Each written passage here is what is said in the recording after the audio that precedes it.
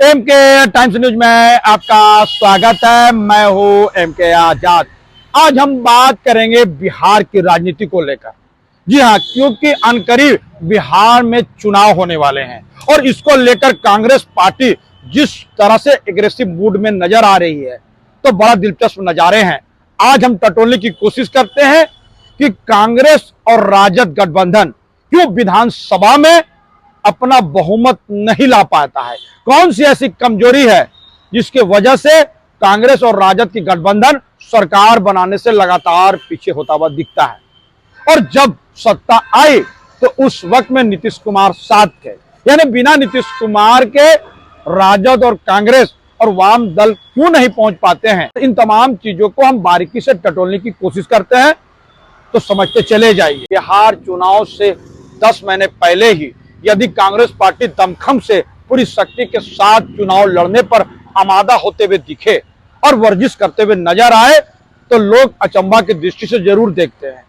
या इसलिए भी कि कांग्रेस पार्टी चुनाव से ऐन वक्त पहले ही अपनी तैयारी शुरू करती है और यही से राजनीति पर नजर रखने वाले कहते हैं कि कांग्रेस पार्टी इसीलिए पिछड़ जाती है, जबकि भारतीय जनता पार्टी लगातार चुनाव से पहले अपने वर्जिशें कायम करना शुरू कर देती है।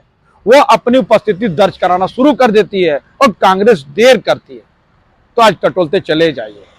चुनाव से पहले जिस तरह मोहन प्रकाश की छुट्टी हो गई, यानी प्रभारी की छुट्टी हो गई, तो कृष्णा अल्लावरू युवा व्यक्ति को जब कांग्रेस ने बिहार का प्रभारी बना दिया, तो समझते चले जाइए किस एग्रेसिव मूड पर कांग्रेस पार्टी नजर आ रही है। और राहुल गांधी का 18 दिनों में 2 बार बिहार का दौरा, और बिहार के दौरे से राहुल गांधी ने कार्यकर्ताओं में जो उत्साह भर दिया, तो वह कहते हुए नजर आते हैं कि हमारे कार्यकर्ता बब्बर शेर हैं और डरने वाले बिल्कुल नहीं है।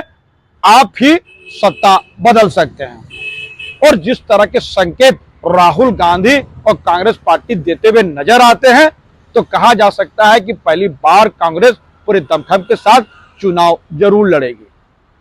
तो समझते चले जाइए। लेकिन कांग्रेस और राष्ट्रीय जनता दल की कौन सी ऐसी परिस्थिति बन जाती है कि वो सत्ता से दूर हो जाती है, आज टटोलने की कोशिश करते हैं। तो पहले एनडीए को टटोल लीजिए कि एनडीए का कुनबा जो राष्ट्रीय जनता दल और कांग्रेस गठबंधन से बड़ा कैसे हो जाता है और उसके समीकरण क्या है। और वहीं से आपको समझता हुआ दिखेगा कि कांग्रेस पार्टी और राष्ट्रीय जनता दल या वाम दल जब साथ होते हैं फिर भी सत्ता साथ नहीं होती है। तो समझते चले जाइए। अब चलिए कुनबा को, यानी एनडीए कुनबा को समझते चले जाइए। तो भारतीय जनता पार्टी का बिहार में जदयू सबसे बड़ा एलाई जरूर है और उसके साथ चिराग पासवान साथ जुड़ जाते हैं, तो दलितों का बड़ा वर्ग भी साथ होता हुआ दिखता है। और जीतन राम मांझी को भी टटोलते चले जाइए। जिस समाज से वो आते हैं उस समाज का वोट बैंक काफी बड़े पैमाने पे बिहार में भी है, इससे किसको इनकार है। और जातीय जनगणना ने सब कुछ साफ करते हुए दिखा। तो समझते चले जाइए। यानी जो बात हम पार्टी के जीतन राम मांझी की वोट बैंक है, उसको राष्ट्रीय जनता दल और कांग्रेस समेट नहीं पाती। चिराग पासवान की पार्टी लोजपा जो है, उसके जो वोट बैंक है, उसको राष्ट्रीय जनता दल और कांग्रेस अपने साथ लाने में हमेशा नाकाम हो जाती है। तो समझते चले जाइए और देखते चले जाइए। एक एक बातों को टटोलते चले जाइए। कुनबा भी बड़ा है और साथ में उपेंद्र कुशवाहा की पार्टी भी जब भारतीय जनता पार्टी के साथ होता हुआ दिखता है, तो समझते चले जाइए। सिर्फ यही नहीं, और रामविलास पासवान के भाई पशुपति पारस को भी टटोलते चले जाइए, तो वो भी एनडीए के हिस्सा हो ही जाते हैं। इस तरह आप देख सकते हैं कि एनडीए गठबंधन में सबसे बड़ा कुनबा भारतीय जनता पार्टी के साथ जुटा हुआ चला जाता है। और जातीय समीकरण को भी टटोलते चले जाइए। बिहार में जिस तरह नीतीश कुमार की पार्टी का अपना वोट बैंक है और उपेंद्र कुशवाहा के वोट बैंक को जोड़ दिया जाए, तो समझते चले जाइए किस तरह ओबीसी का एक बड़ा वोट बैंक एनडीए की तरफ होता हुआ दिखता है। और भारतीय जनता पार्टी के साथ स्वर्ण, जिस संख्या करीब 10% बताई जाती है, वो तो भारतीय जनता पार्टी के साथ पूरी तरह से होता हुआ दिखता है। और भारतीय जनता पार्टी के तरफ स्वर्णों का रुझान देखने को मिलता है। यानी 10% की आबादी पूरी तरह से भारतीय जनता पार्टी की तरफ होता हुआ दिखता है और राजनीति पर नजर रखने वाले इस बात को टटोलते चले जाते हैं। और चिराग पासवान जिस समाज से बिलोंग करते हैं, उस समाज का बहुत बड़ा वोट बैंक पूरी तरह से इस वक्त में लोजपा के साथ यानी रामविलास पासवान के साथ आज भी सहानुभूति रखते हुए नजर आती है और यह वोट बैंक पूरी तरह से एनडीए के गठबंधन की तरफ चल जाता है। और साथ में जब जीतन राम मांझी जिस मुसहर समाज से आते हैं, उसका भी वोट बैंक काफी बड़े पैमाने पे भारतीय जनता पार्टी गठबंधन को चला जाता है और यही है ताकत, समझते चले जाइए। लेकिन राष्ट्रीय जनता दल को भी टटोलते चले जाइए। उनके साथ जो वोट बैंक है वो खासकर यादव और मुस्लिमों का रुझान उसके तरफ होता हुआ दिखता है। कुछ ओबीसी समाज उसके साथ जुड़ता है तो चुनाव वो जीत जाते हैं और कांग्रेस पार्टी का कहना ही क्या, उसका वोट बैंक तो रहा ही नहीं। लेकिन बिहार के चुनाव के संदर्भ में यह बात सामने आता हुआ दिखता है और पूरे भारत में देख लिया जाए तो कांग्रेस पार्टी के तरफ इस वक्त में दलितों का, मुस्लिमों का और आदिवासियों का बड़ा वोट बैंक कांग्रेस की तरफ शिफ्ट होता हुआ दिखता है। और यही वजह है कि कांग्रेस पार्टी पिछले लोकसभा के बाद अपना जो सीटों में इजाफा कर पाए, इसमें यह वोट बैंक काफी बड़े पैमाने पे कांग्रेस के साथ होता हुआ दिखा। तभी जाके कांग्रेस कहां से कहां पहुंच पाई। तो समझते चले जाइए, बिहार में अल्पसंख्यकों का रुझान भी कांग्रेस की तरफ होता हुआ दिखता है। दलितों का वोट उसके तरफ शिफ्ट होगा, यह बात राजनीतिक गलियारों पे नजर आने लगा है और राजनीति पर नजर रखने वाले इस बात को पूरी तरह से कहते हुए नजर आते हैं। वोट बैंक बिल्कुल नहीं है, वो सर्वहारा समाज की बात करते हैं और वो जमीन से जुड़े मुद्दे को उठाते चले जाते हैं।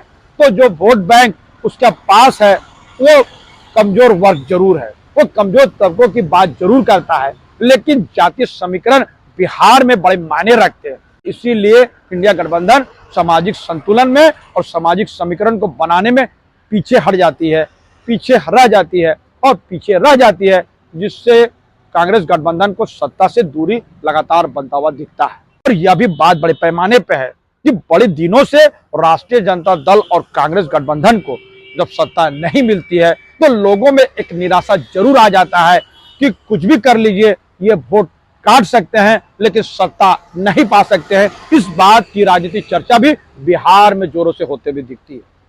यानी यह बात कहा जाता है कि राष्ट्रीय जनता दल और कांग्रेस अगर सीटों में इजाफा भले कर ले, यह बात कांग्रेस और राष्ट्रीय जनता दल के साथ होता हुआ दिखता है। लोगों के मन में एक धारणा सी बन गई है या बना दी गई है कि कुछ भी हो ये लोग सत्ता में आ नहीं सकते, जिसका खमियाजा भी पूरी तरह से इन गठबंधन को होता हुआ दिखता है। और यही बात राहुल गांधी, मल्लिकार्जुन खड़गे, चाहे प्रियंका गांधी हो या कांग्रेस के रणनीतिकार हो, तो पूरी तरह से इसी को टटोलते हुए नजर आते हैं। वो लोगों में उत्साह दिखाने की कोशिश लगातार करते हुए नजर आते हैं। और राहुल गांधी का बिहार दौरा फिर होने वाला है। संभव है कि राहुल गांधी यह विश्वास लोगों को दिलाना चाहता है कि अगले विधानसभा चुनाव में हमारा गठबंधन ही सत्ता में वापस आएगा। यह विश्वास यदि वहां के जनता को दिखाना पड़ेगा तो वो दिखाने में पीछे नहीं हटेगी और इसको लेकर कांग्रेस पार्टी रणनीति जरूर बना रही है। लेकिन समझते चले जाइए, पूरी समीकरण को समझते चले जाइए, किस तरह लगातार भारतीय जनता पार्टी के तरफ स्वर्णों का वोट और उसके गठबंधन के तरफ दलितों का, खासकर पासवानों का वोट, मुसहर समाज का वोट और छोटे छोटे तबके के लोग पूरी तरह से जुड़ते चले जा रहे हैं। और बड़े पैमाने पे मोदी जी के नाम पर ओबीसी वोट भी भारतीय जनता पार्टी गठबंधन के तरफ शिफ्ट हो जाता है। और यही है भारतीय जनता पार्टी और उसके गठबंधन का पूरी तरह सरकार। और सबसे बड़ा फैक्टर को अभी ये टटोलते चले जाइए, भारतीय जनता पार्टी के पास अपना चेहरा बिल्कुल नहीं है। वो नीतीश कुमार के चेहरे को आगे रखते हैं तो बहुत बड़ा वोट बैंक जो नीतीश कुमार की राजनीति को पसंद करते हैं, विकास पुरुष के नाम पर उनके साथ बड़ा वोट बैंक अपने आप जुड़ जाता है। खासकर महिलाओं की बात कर लिया जाए तो नीतीश कुमार महिलाओं को वोट लेने में आगे बताए जाते हैं और महिलाओं का रुझान पूरी तरह से जदयू के तरफ और नीतीश कुमार के तरफ होता हुआ दिखता है। और यही बात पूरी तरह से भारतीय जनता पार्टी को प्लस दिखाती है। तो समझते चले जाइए। और नीतीश कुमार के साथ सबसे बड़ा प्लस पॉइंट यह है कि वो अपने आप को बिहार में एक विकास पुरुष के नाम से प्रोजेक्ट कर लिए हैं और तमाम महिला उसके साथ इसलिए भी जुट जाती है कि महिलाओं के लिए तमाम योजना नीतीश कुमार ने बिहार में जरूर लागू कर दिया है। यानी महिलाओं का बड़ा वोट बैंक पूरी तरह से जदयू के तरफ होता हुआ दिखता है और तमाम कोशिशों के बाद नीतीश कुमार बिहार में तीसरी पार्टी ही बनकर रह गई है। उसके वोट में लगातार गिरावट भी है और यही है राष्ट्रीय जनता दल और कांग्रेस का उम्मीद, और यहीं से शुरू होता है राजद और कांग्रेस की उम्मीद। तो समझते चले जाइए, देखना दिलचस्प होगा कि कांग्रेस पार्टी की रणनीति किस तरह बनती है कि बिहार के लोगों को पूरी तरह से विश्वास दिला दे कि आने वाला समय राष्ट्रीय जनता दल और कांग्रेस गठबंधन के साथ पूरा तरह होता हुआ दिखेगा। तो समझते चले जाइए, तो किन किन बातों को टटोलते चले जाइएगा।